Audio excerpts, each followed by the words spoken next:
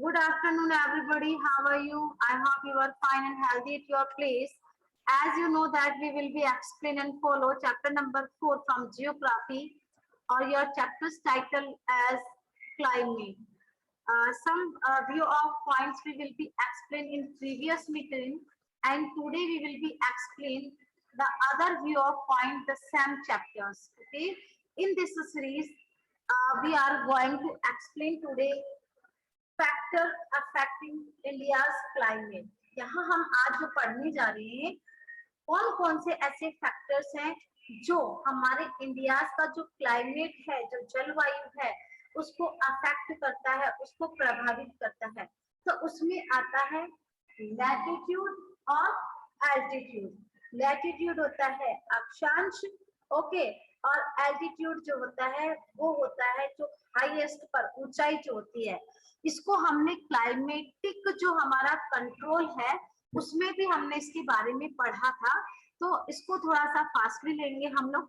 यानी जो मैंने climatic control in previous meeting के अंदर जब पढ़ाया था तब मैंने लैटिट्यूड और एल्टीट्यूड दोनों को ही एक्सप्लेन किया था, लेकिन वापस आपका ये व्यू पॉइंट आता है factor affecting India's climate. Bharat का जो क्लाइमेट है उसको कौन कौन अफेक्ट करता है, तो उसमें वापस आता है आपका latitude, altitude, pressure and winds. Okay, latitude, the tropic of Cancer 23 degree 30 north divides the country into the tropical zone south of this line and the subtropical zone north of this line.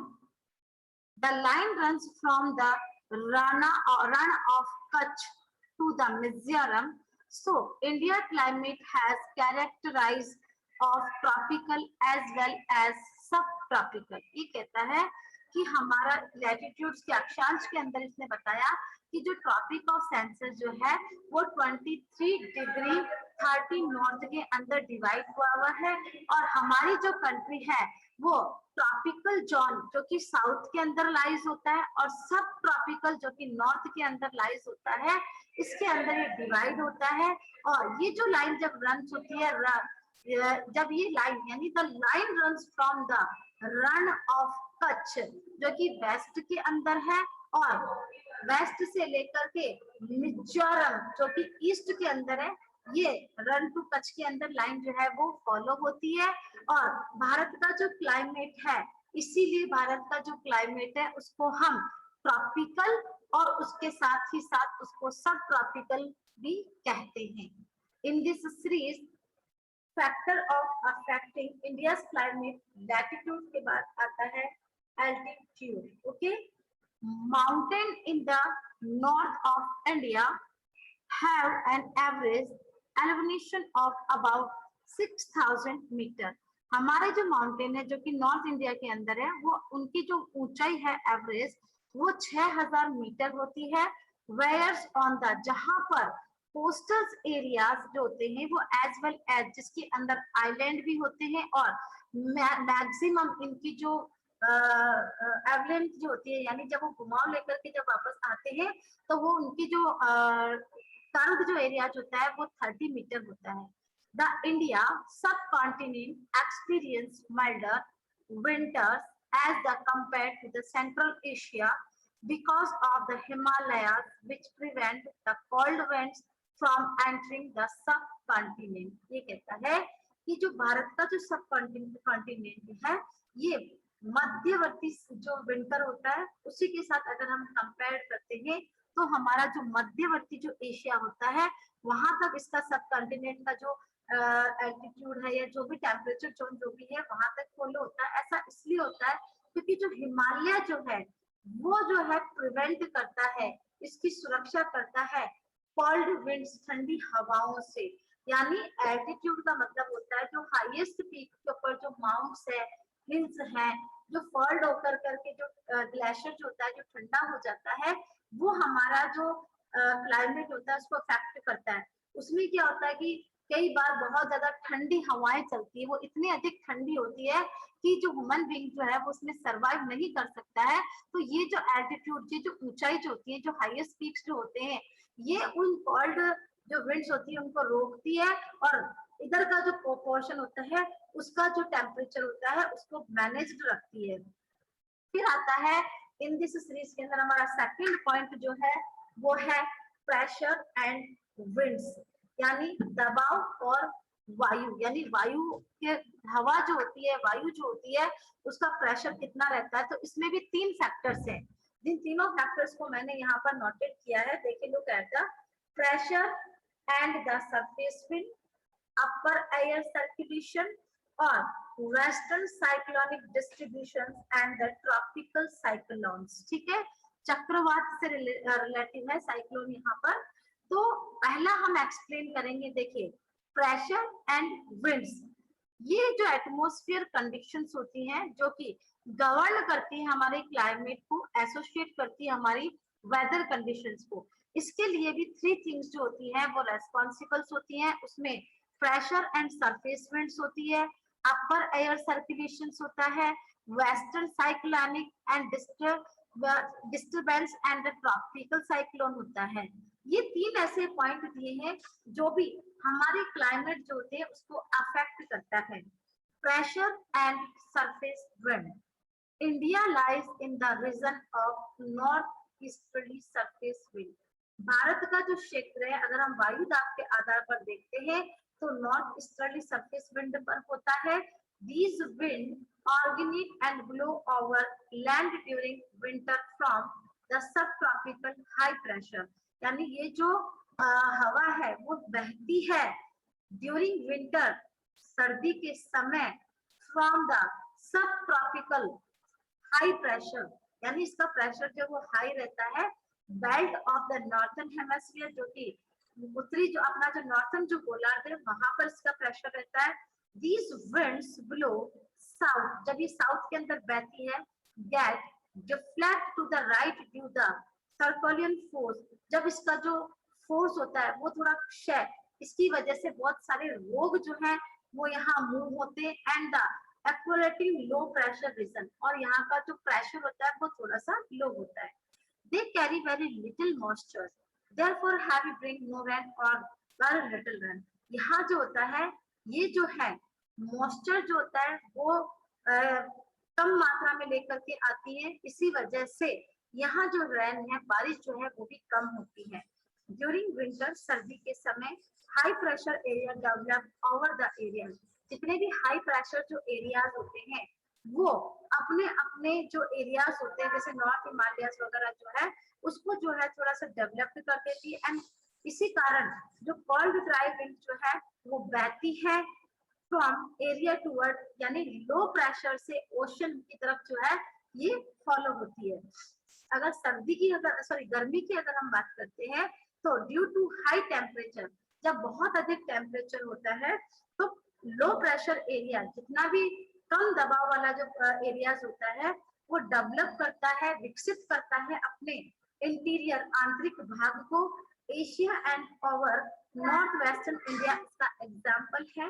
Area from high pressure air, देखिए ये कहता है कि high pressure जो areas है जो कि southern India का पार्ट होता है, इस यहाँ ocean blow and cross the equator, यहाँ ओशियन से जो है ये जो विंड है वो बहती भी जाती है और इस इक्वेटर को क्रॉस कर जाती है, और वहीं से ये जो है राइट टर्न लेती हुई इसका प्रेशर जो है वो थोड़ा सा रस्टलिंग हो जाता है, और ऐसे करते हुए ये अपनी डायरेक्शन जो है उसको क्या कर लेता है, मूव कर लेता है। और these winds gather large moistures and bring widespread rainfall over the mainland of India. These winds are known as the southwest monsoon winds, यानी इस प्रकार जब विंड जो है जब इकट्ठी हो जाती है या उसकी वजह से मॉइस्चर जो है वो विड स्प्रेड फैलने लगता है, तो ऐसी छोटी मोटी जो मैनलैंड जो होते हैं भारत की वहां ये वर्षा कर देती है, और इस प्रकार की जो विंड होती है वो साउथ वेस्ट मॉनसून विंड्स के नाम से जानी जाती है। ओके, थोड़ा सा इसका लैंग्वेज जो है थोड़ा टफ है। फिर आता है इसी के अंदर, देखिए प्रेशर एंड विंड के अंदर सेकंड पॉइंट जो आता है हमारा वो था अपर एयर सर्कुलेशन। इसका मतलब होता है ऊपरी वायु परिसंचरण, यानी ऊपर की तरफ जो वायु बहती हुई निकल जाती है उसे हम बोलते हैं अपर air circulation. The upper air circulation of the Indian subcontinent is dominated by the westerly flow, which is governed by jet stream. ये जो ऊपरी हवा है वो जेट स्ट्रीम के माध्यम से वेस्टर्नली पार्ट से होती हुई गुजर जाती है। ड्यू टू देयर लोकेशन, और इसकी जो लोकेशन है वो 27 डिग्री 30 नॉर्थ लैटिट्यूड्स पर होती है। और ये जो जेट स्ट्रीम होती है ये जानी जाती है, इसको अदर नेम के आर नो सब ट्रॉपिकल वेस्टर्ली जेट, यानी इसको और भी अदर नेम जो है उससे जाना जाता है, जिसका पूरा नाम है सब tropical westerly jet streams. They blow south of Himalaya, ये हिमालय की साउथ डायरेक्शन से ब्लो होती है, and through out the year accept in summer, ये पूरे साल बहती है गर्मी के कुछ हिस्से को या कुछ पार्ट को छोड़ करके। आया समझ में? इसकी जो थर्ड व्यू पॉइंट था वो था western cyclonic disturbance and the tropical cyclonics. ये सभी फैक्टर है जो हमारे क्लाइमेट को अफेक्ट करता है, यानी जो पश्चिम का जो विक्षोभ है, साइक्लोन का मतलब होता है विक्षोभ, और जो उष्ण कटिबंध जो चक्रवात होते हैं उनके अंदर जो जब डिस्टर्बेंस हो जाता है, यानी ट्रॉपिकल साइक्लोन्स और वेस्टर्न साइक्लोन्स के अंदर जब डिस्टर्बेंस हो जाता है तब इस प्रकार हमारे क्लाइमेट को जो है वो अफेक्ट करना चालू कर देता है। The western cyclonic disturbance are weather phenomena of the winter months brought in by the westerly flow from the Mediterranean region. They usually influence the weather of the northern-west region of India. Tropic cyclone occur during the monsoon as well as in October. यानी ये जो tropical जो cyclone होता है, यानी जो उष्ण कटिबंधीय जो चक्रवात होता है, ये अक्टूबर नवंबर के समय और ड्यूरिंग टू मानसून, मानसून के समय में भी हावी रहता है।